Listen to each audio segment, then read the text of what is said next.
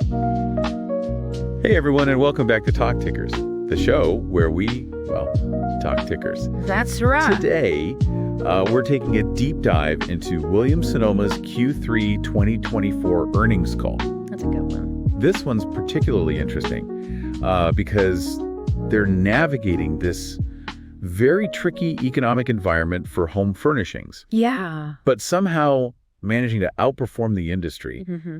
How are they pulling it off? Yeah, I'll buckle up. All right, I'm so going to find out. let's jump right into it and start with the headline numbers. Okay. Revenue came in at $1.8 billion, Big number. down 2.9% year over year. Yeah.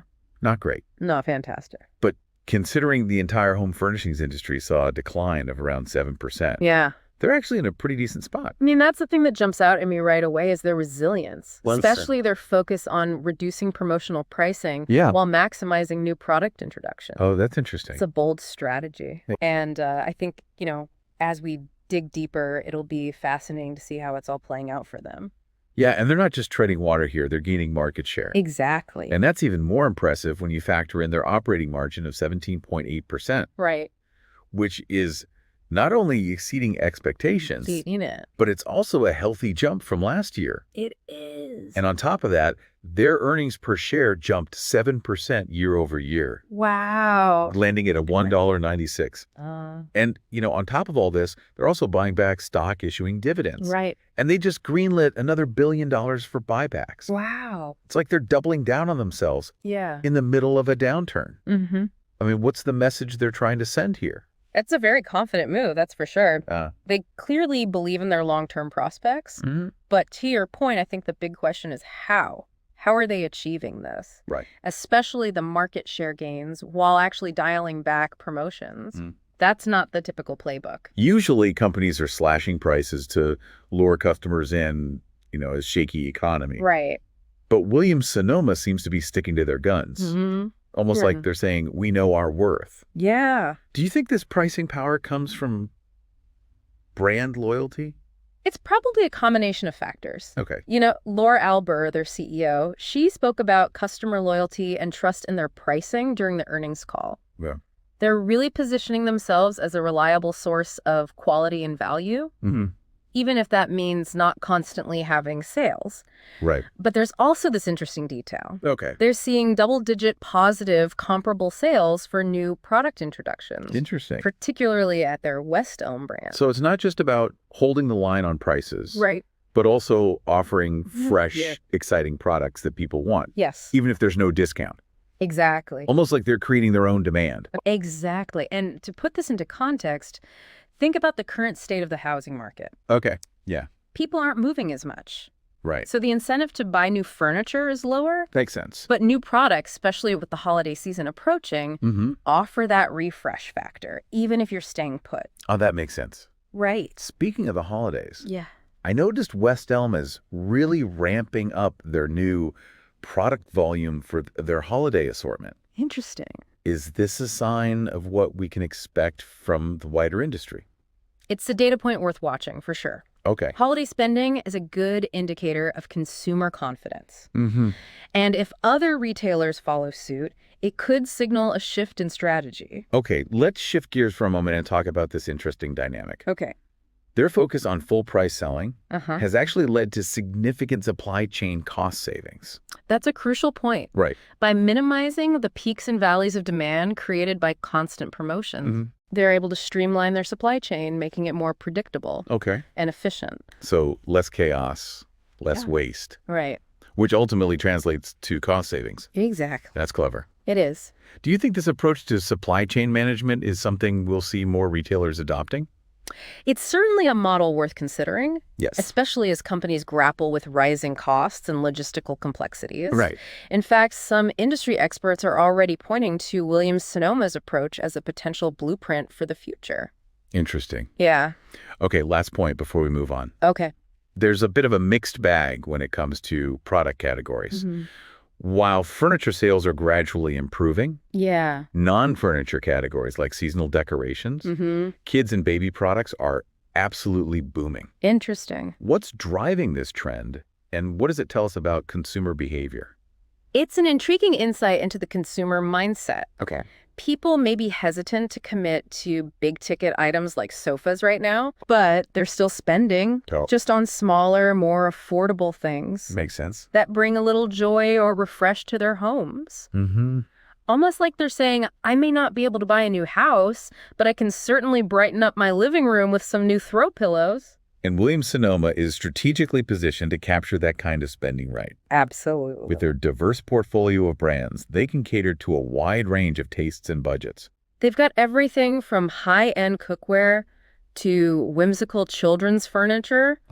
They're a one-stop shop for the nesting instinct regardless of your income bracket. All right, that covers the key highlights from the numbers. Right. And some of the trends we're seeing. Yeah. Now let's get into their long-term outlook. Okay. And how they see themselves navigating this economic landscape. Right. So they're projecting mid to high single-digit revenue growth for the long term. Okay. With operating margins in the mid to high teens. Ambitious. Yeah, those are ambitious goals, especially considering the headwinds we've talked about. Yeah. And something I found interesting in the call was how much they leaned on their vertically integrated supply chain as a key to hitting those numbers. Yeah. I mean, everyone talks about supply chains these days, but do you think they're really a differentiator for Williams-Sonoma? I think in their case, yes. Okay. It gives them a level of control that most retailers simply don't have. Think about it. They manage almost every step of the product journey. Yeah. From design and sourcing to manufacturing and even distribution. Wow. That's a huge advantage, particularly in this environment. Right. So they can react faster to changing trends. Yes. Control their costs better. And even sidestep those looming tariffs on Chinese goods. Precisely. Okay. They've already reduced their reliance on China significantly. And they have plans in place to pivot even further if needed. Wow. They're not just talking about agility, they're actually building it into their operations. And this operational strength feeds directly into their financial performance. I mean, their gross margin in Q3 jumped to 46.7%. That's huge. Which is a 230 basis point improvement from last year. Yeah. That's not just good, that's incredible. It is impressive, and it's a result of several factors working in their favor. Okay. Lower input costs their commitment to full price selling, and those supply chain efficiencies we just discussed. Yeah. They're basically hitting on all cylinders right now. Okay, so they're operationally strong, financially sound. But the question is, can this translate into sustainable growth? Right. Where are they looking to expand? Well, they're seeing a lot of momentum in their B2B segment, which had a record quarter with revenue up 9% year over year. Wow. There's strong demand from both contract clients like hotels and offices, as well as from trade professionals like interior designers. So they're not putting all their eggs in one basket, so to speak. Right. They're diversifying their revenue streams, which is always a smart move. It is. And what about internationally? Any progress on that front? Absolutely. They're expanding their global footprint with strong performance in Canada, Mexico, and even India. Interesting. And what's interesting is they're tapping into a growing global middle class that's increasingly drawn to their blend of style and quality. Right. It's not just furniture. It's an aspirational lifestyle they're selling. It's a powerful formula, especially when you think about how much people invest in their homes. Right. Both emotionally and financially. Exactly. Okay, but let's not get ahead of ourselves. Right. Their operating income did increase 2% to $321 million. And their operating margin is that healthy 17.8%. Yep. 80 basis points higher than last year. Yeah. But are those gains sustainable? That's the million-dollar question, isn't it? Right. They've laid out a compelling story, but there are risks to consider.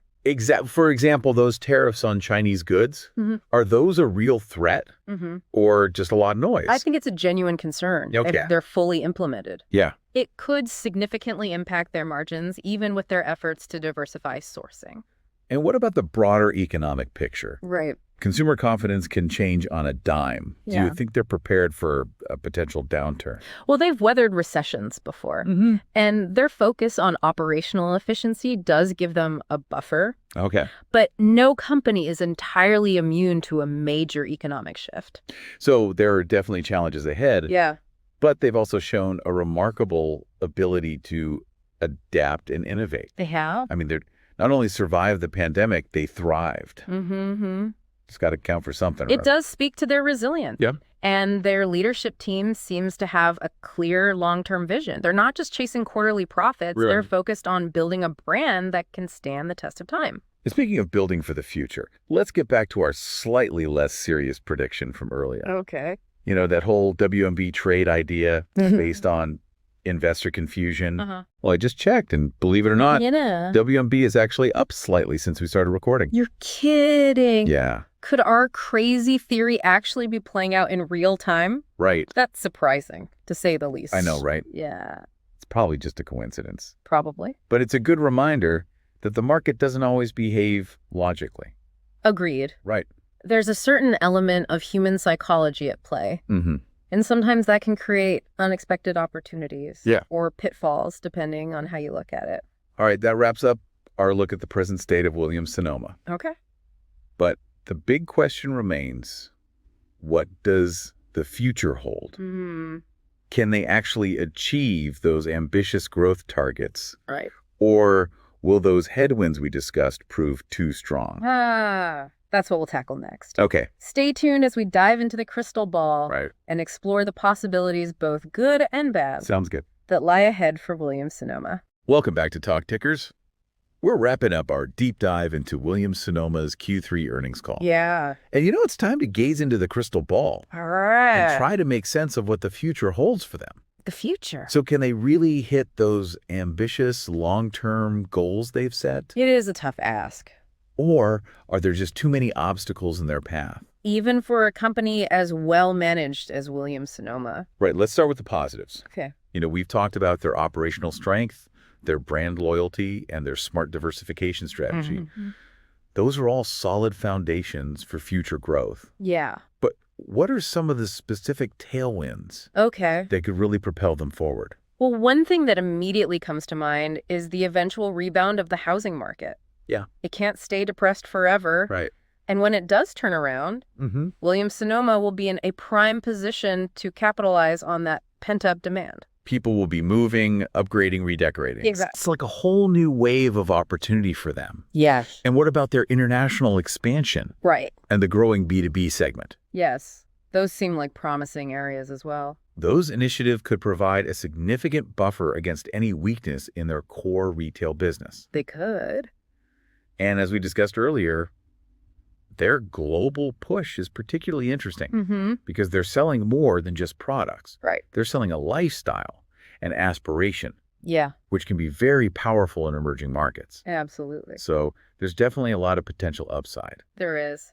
But let's flip the coin and talk about the potential risks. Okay. The risks. Those tariffs on Chinese goods are still looming, Right. and a broader economic slowdown could really put a damper on consumer spending. Yeah. Are those your biggest concerns? Those are definitely the two big elephants in the room. Right. The tariffs, if fully implemented, could erode their margins, even with their sourcing diversification efforts. Right. And a recession would impact everyone, even a company with a strong track record like Williams-Sonoma. Right. They're not invincible. They're not. So there's a lot of uncertainty in the air. Yeah, there is. But one thing that keeps coming back to me is their ability to adapt and innovate. Right. I mean, they not only survived the pandemic, they thrived. They did. That has to give investors some confidence, right? And it does demonstrate a certain level of resilience and strategic thinking. They're not afraid to experiment, to pivot, to make tough decisions when necessary. Right. And that kind of agility is essential in today's rapidly changing world. And let's not forget their focus on customer relationships. They seem to really understand the importance of building trust and loyalty. Yeah. Which is something a lot of companies struggle with these days. It's a key differentiator for them. They're not just chasing transactions. They're building a community around their brands. And in the long run, that can be more valuable than any short-term marketing gimmick. All right, so the big takeaway here is that Williams-Sonoma has a compelling story, solid track record, Yes, and a clear vision for the future. they do. But they're also facing some significant challenges that could impact their ability to achieve those ambitious growth targets. Right. Exactly. There's both risk and reward on the table. Investors need to weigh those factors carefully Yeah. and decide for themselves whether they believe in Williams-Sonoma's ability to navigate the turbulent waters ahead. Absolutely.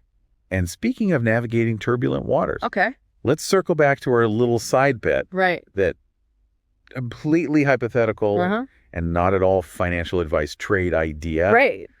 Based on the whole WMB ticker confusion. Yeah, our little thought experiment. Any final thoughts on that before we sign off? Well, I have to admit, it's been fascinating to watch it play out, even if it was just a fun thought experiment. Mm-hmm. The fact that WMB did see a small bump after WSM's earnings release is a reminder that the market can be influenced by unexpected factors, including human error and algorithmic quirks. It's a good lesson in the importance of doing your own research. Yeah. Understanding the risks involved, Mm-hmm. and not blindly following any hot tips you might hear. Right. Even from a couple of podcast hosts. Couldn't have said it better myself. All right, well, on that note, I think it's time to wrap up this deep dive. I agree. Thanks for joining us on Talk Tickers. We hope you found this deep dive into Williams-Sonoma informative and entertaining. As always. Remember, the market is full of opportunities. Yes. But it's also full of risks. It is. So stay informed, stay skeptical, and as always, happy investing. See you next time.